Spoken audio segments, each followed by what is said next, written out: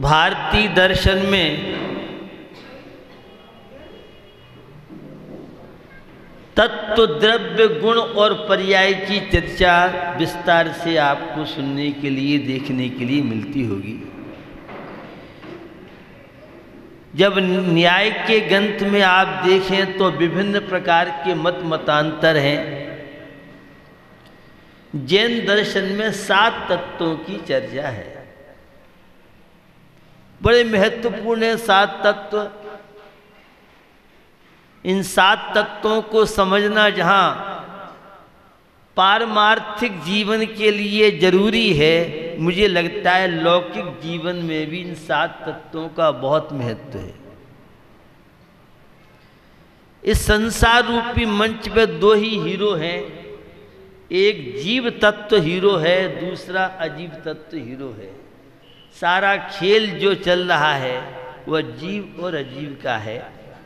मैं जीव तत्व को लेके जीव का लक्षण, जीव के भेद, चेतना लक्षणों जीवो नेक धासा चेतना ज्ञानादि भेद तोस्तीति जीवाश्चैकेन्द्रियादयः।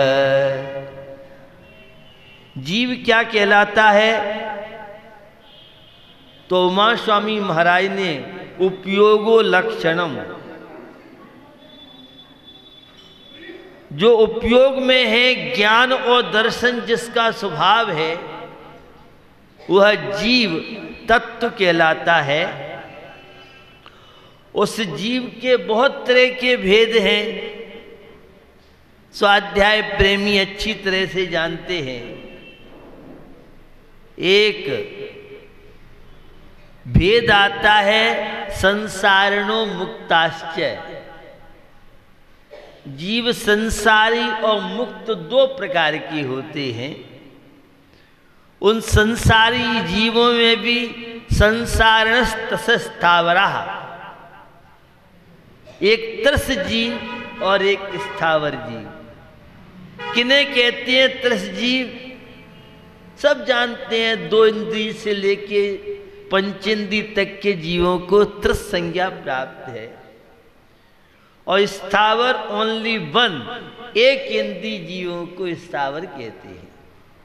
अनंत अनंत जीव राशि संसार में है और ये अनादि काल से संसार यात्रा हम सबकी चल रही है। अभव्य जीव तो अनंत काल तक संसार यात्रा करते रहेंगे। भव्य जीव में भी एक दूरान दूर भव्य है, एक निकट भव्य है। तो दूरान दूर भव्य ऐसे हैं जिन्हें कभी भी शायद मोक्ष न मिल पाए। ऐसे जीव हैं जिन्हें व्यवहार राशि में आने का मौका ही नहीं मिलेगा। आगम के परिप्रेक्ष्य में आप देखें तो देव शास्त्र गुरु का समागम मिलना भी बहुत मुश्किल, कठिन है। अभव्य जीवों को तो कभी मोक्ष नहीं होगा। धर्मात्मा अधर्मात्मा हो सकते हैं, अधर्मात्मा धर्मात्मा हो सकते हैं, लेकिन भव्य कभी अभव्य नहीं होगा, अभव्य कभी भव्य नहीं होगा। ये नेचुरल चीज है। लेकिन संसार में अभव्य जीव बहुत कम है। दूरान दूर भव्य है तो भव्य, लेकिन उन्हें कभी भी देव शास्त्र गुरु का समागम ही नहीं मिलेगा। ऐसी जीव निगोदिया बहुत जीव हैं। नित्य निगोदिया जीव में अगर आप जाएं तो 2 वैरायटी। एक तो ऐसे नित्य निगोदिया जीव जो न निगोद से कभी निकलेंगे और अनादि काल से निगोद में, और एक ऐसे निगोदिया जीव में हैं जो निकले तो नहीं हैं किंतु कालांतर में निकल सकते हैं, ऐसे नित्य निगोदिया जीव। बंधुओं, आत्मा हमारा ज्ञान में है, आत्मा हमारा दर्शन में है। अनंतानंत जीव राशि में एक तेरी आत्मा भी अनादिकाल से संसार भ्रमण कर रही है। दुर्लभ है निगोद से थावर और तस गति पाना, नर काया को सुरपति तर से। ये आपने मंगत राय जी की पंक्तियां पढ़ी है। दुर्लभ है निगोद से थावर, और स्थावर से त्रस पर्याय, त्रस पर्याय में मनुष्य पर्याय। 84 लाख योनियों में भ्रमण करता हुआ यह जीव आज मनुष्य पर्याय को प्राप्त हुआ है। और मनुष्य पर्याय प्राप्त करके जैन कुल में जन्म लेना और जैन धर्म में रुचि होना बहुत मुश्किल है। और रुचि होने के बाद वह रुचि निरंतर बनी रहे, ये सब कार्य। बंधुओं, चेतना में जब देखते हैं तो 3 प्रकार की चेतना, ज्ञान चेतना और वह कर्म चेतना, कर्म फल चेतना। ज्ञान चेतना में तो ज्ञातृत्व भाव रहता है, मैं ज्ञायक स्वभावी चैतन्य आत्मा हूं, मैं पर पदार्थ का कर्ता भोगता नहीं हूं, मैं तो मात्र ज्ञाता दृष्टा हूं। हम तो कोई वस्तु देखते बहुत अच्छी है या ये बहुत बुरी है, लेकिन स्वपर भेद विज्ञानी आत्मा की महिमा समझी है, जानी है। धर्म की महिमा जिसने समझी जानी है, बहुत मुश्किल है धर्म में रुचि होना और धर्म का ज्ञान होना और फिर उस पर चलना, ये सारे कार्य बहुत दुर्लभ है। और चल करके हमारे जीवन का लक्ष्य क्या है? पूर्ण सुख शांति प्राप्त करना, सत्य से साक्षात्कार करना। आप पूजन की पंक्तियां, सरस्वती पूजन की पंक्तियां बोलते हैं, जन्म जरा मृत क्षय करे, हरे कुने जल रीत, भव सागर सो ले तिरे, पूजो जिन बच प्रीत रे भैया, पूजो जिन बच प्रीत। जन्म जरा मृत क्षय करे, ये हमें मनुष्य पर्याय किसके लिए मिली है? नोट छापने के लिए, खाओ पियो, जीवन में जितने पाप कर सको? नहीं बंधुओं, ये मनुष्य पर्याय तो जन्म, मृत्यु और बुढ़ापे के कष्टों से छुटकारा प्राप्त करने के लिए मिली है। हरे कुने जड़ रीत, भवसागर सो ले तेरे।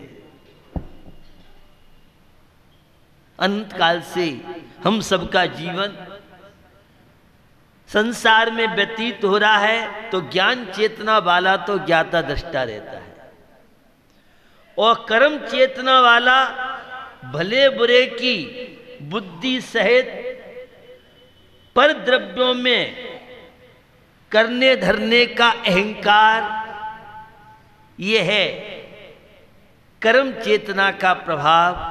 और कर्म फल चेतना जो इंद्रियजन्य सुख दुख है, उनमें तन्मय होकर के अपने आप को सुखी और दुखी का अनुभव करना, ये कर्म फल चेतना है। हम सबको ज्ञान चेतना प्राप्त करना है, और ज्ञान चेतना के लिए स्यादवाद, अनेकांतवाद को समझना बहुत जरूरी है। कुछ लोग तो निश्चय ने को सत्य मानते हैं, कुछ लोग व्यवहार ने को सत्य मानते हैं, लेकिन दोनों ने सापेक्ष हैं। सापेक्ष ने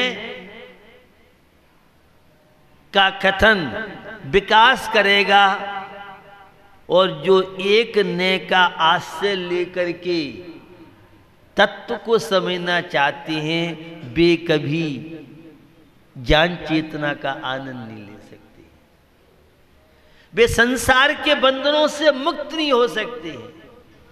कौन सा ने पहले है? निश्चय ने पहले होता है कि व्यवहार ने पहले होता है? कुछ लोग कहते हैं निश्चय ने होता है पहले।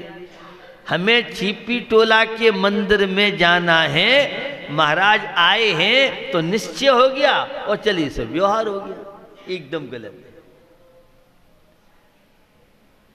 निर्णय कहो, संकल्प कहो, लक्ष्य को, यह पर्यायवाची है। हम निर्णय को, लक्ष्य को, संकल्प को निश्चय ने मान लेते हैं। यह मोटी भूल है स्वाध्याय प्रेमियों की।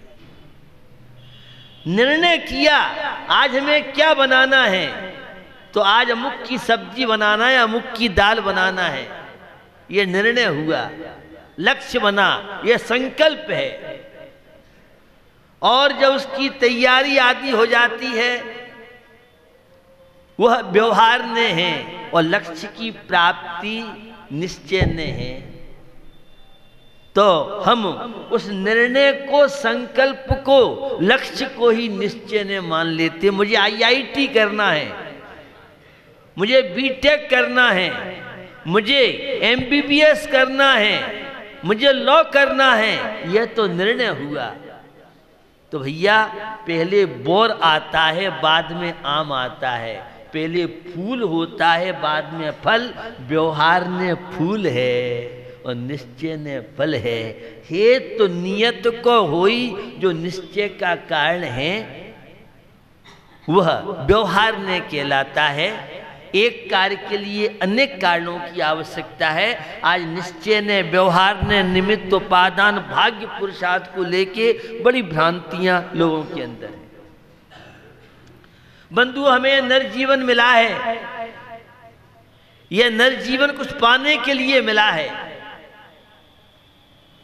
यह नरजीवन संसार के बंधनों से छुटकारा प्राप्त करने के लिए मिला है।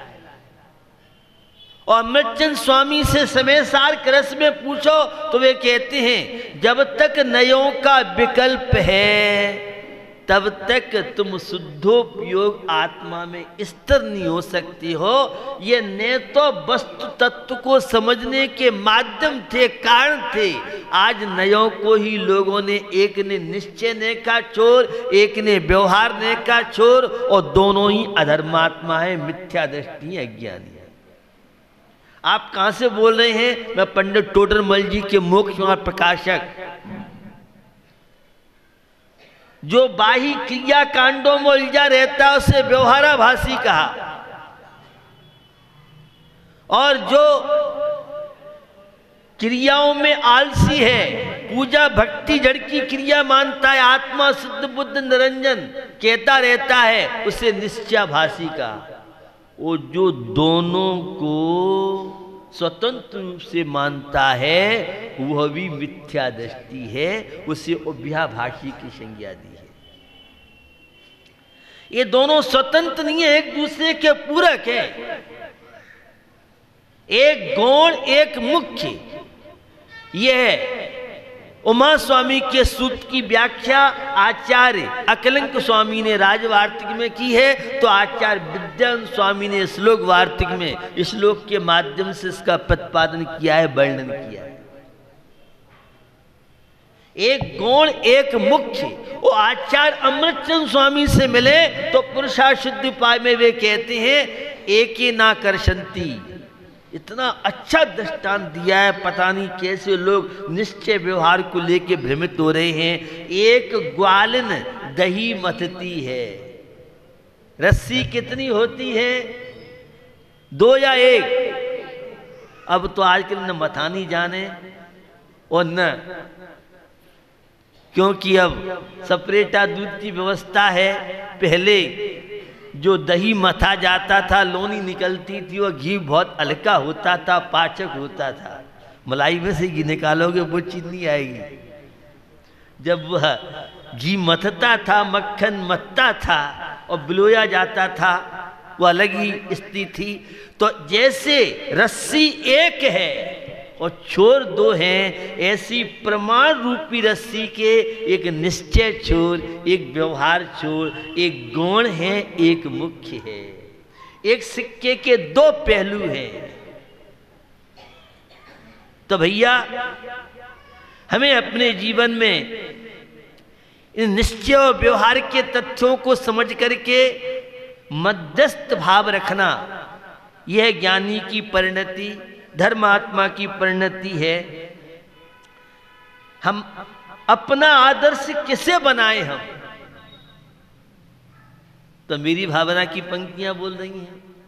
जिसने राग देश कामादिक जीते, सब जग जान लिया, सब जीवों को मोक्ष मार्ग का निष्प्रय हो उपदेश दिया।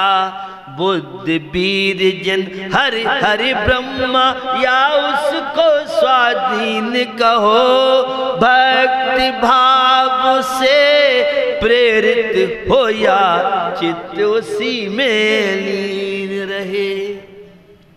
भैया जिसके राग द्वेष समाप्त हो चुके हैं, जो स्वयं दुखी है, वो हमें क्या सुखी बनाएगा? आज हम वीतराग प्रभु को भूल करके और रागी देसी देवी देवताओं के चक्कर में भ्रमित हो रहे हैं। सुना है वो देवी फैक्ट्री चलवा देती है, वो पीर वाले बाबा के यहाँ चादर चढ़ाओ तो ऐसा हो जाता है, ऐसा करो तो ऐसा हो जाता है। भैया कोई भी देवी देवता आपका अच्छा बुरा नहीं कर सकता है, आपका पुण्य पाप ही अच्छा और बुरे में निमित्त बनते हैं। जो स्वयं रागी है, स्वयं देसी है, जो स्वयं दुखी है, वो दूसरों को क्या सुखी बनाएगा? तो भैया हम अपना आदर्श किसे बनाएं? जिसमें हमसे कुछ विशेषता हो, और वह है देव शास्त्र गुरु, सर्वज्ञ वीतरागी हितोपदेशी। यही हमारे आराध्य हो सकते हैं, यही हमारे पूज्य हो सकते हैं, यही हमें संसार बंधन से छुटकारा दिला सकते हैं।